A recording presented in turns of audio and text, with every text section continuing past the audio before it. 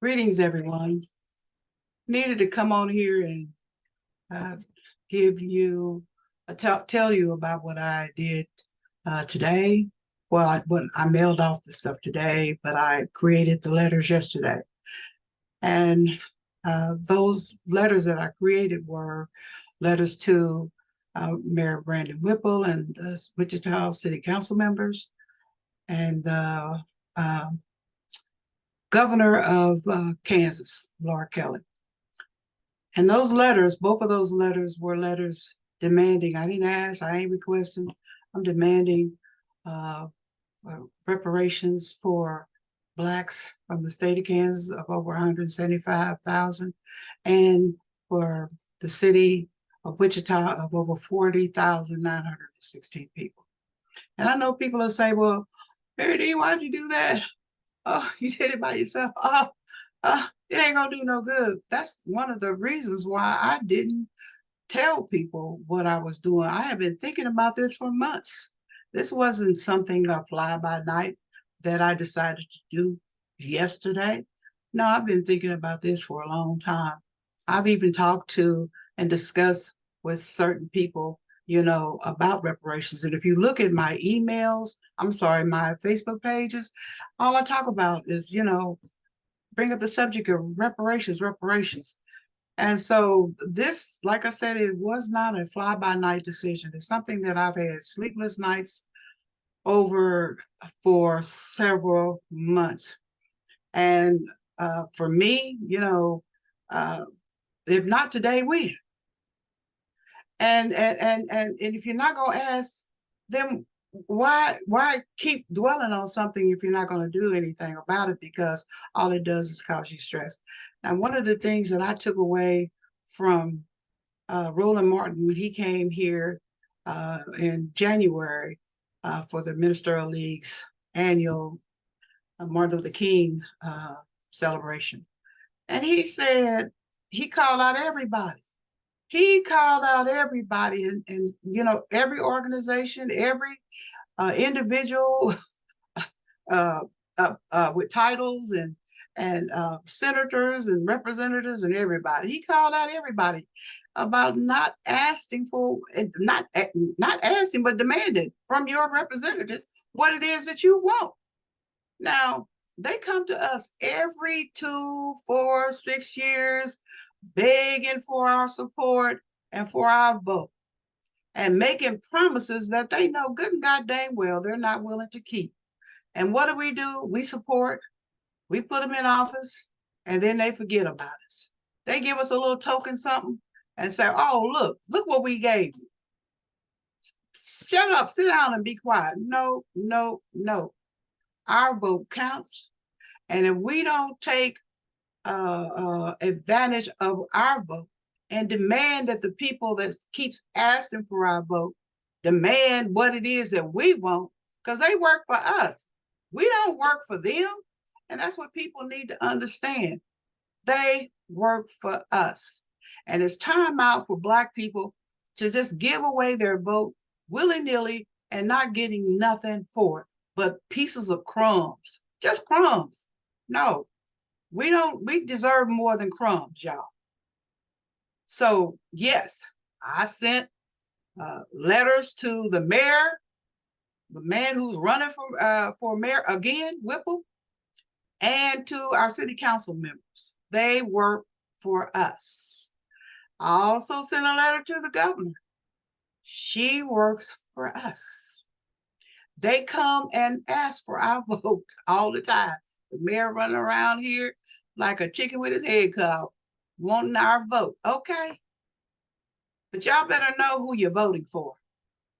And if they're really going to stand up and do what they say they're going to do when it comes to making promises to us.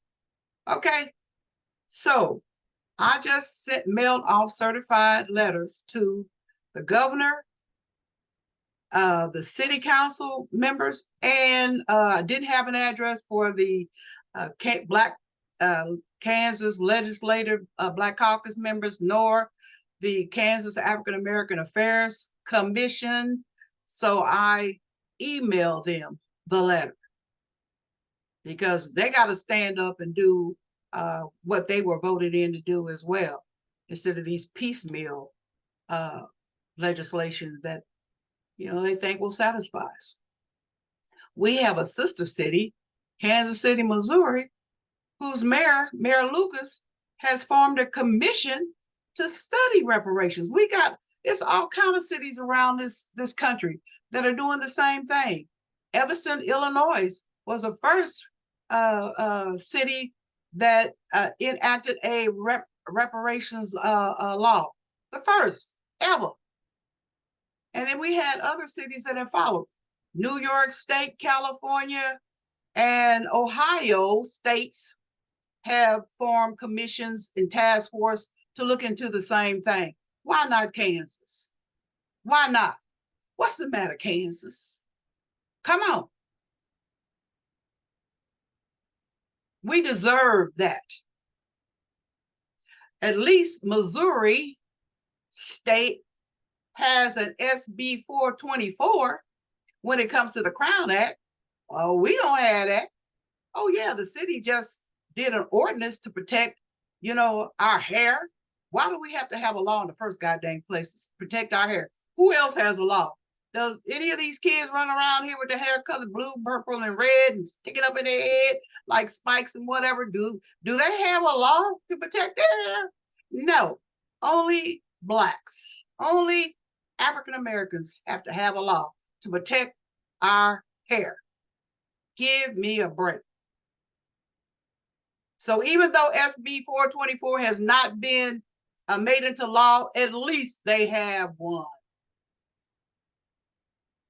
They have one.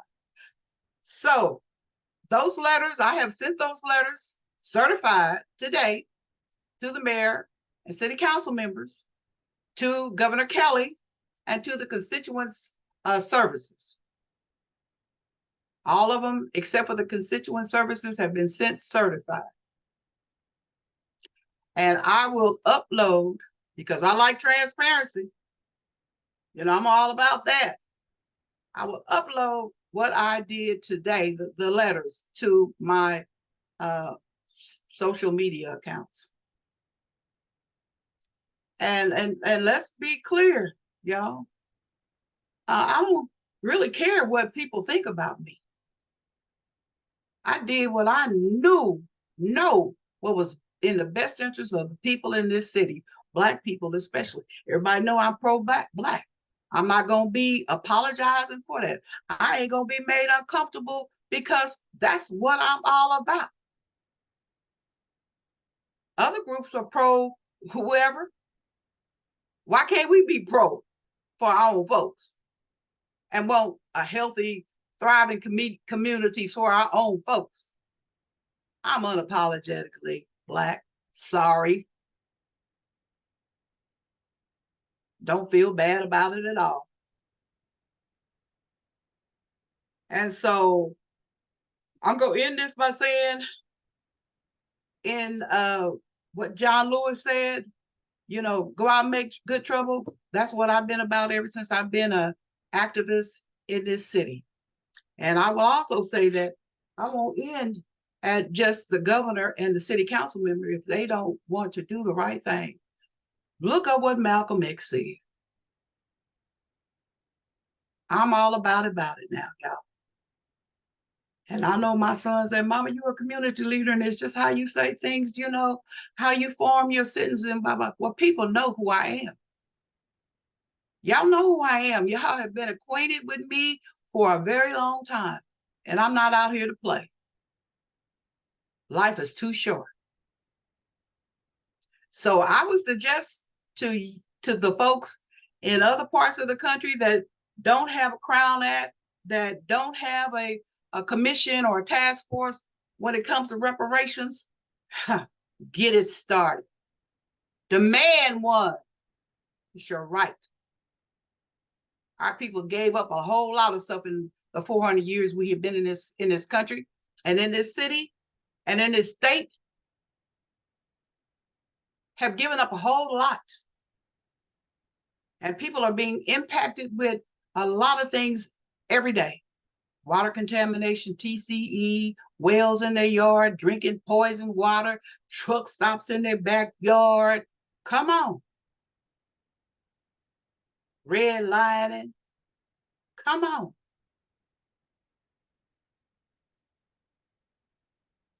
So I'm here, right here in Wichita. I've been here since 1979, and I've been a long time advocate in this city since 95. So I know the ins and out of how this stuff works. But I haven't seen any progress. I've just seen people coming in here begging for our votes, going to the churches and all that, having these community forums, promising and making promises about stuff that they know they're not going to do. Well, time's out for that, y'all. For real. You better ask for what you want. Just like a person I love dearly said, a closed mouth don't get fed. Y'all better start opening your mouths. So, with that being said, peace out. I love you. We're going to make it make sense, seasoned women. I'm just saying. Holla. Bye, y'all.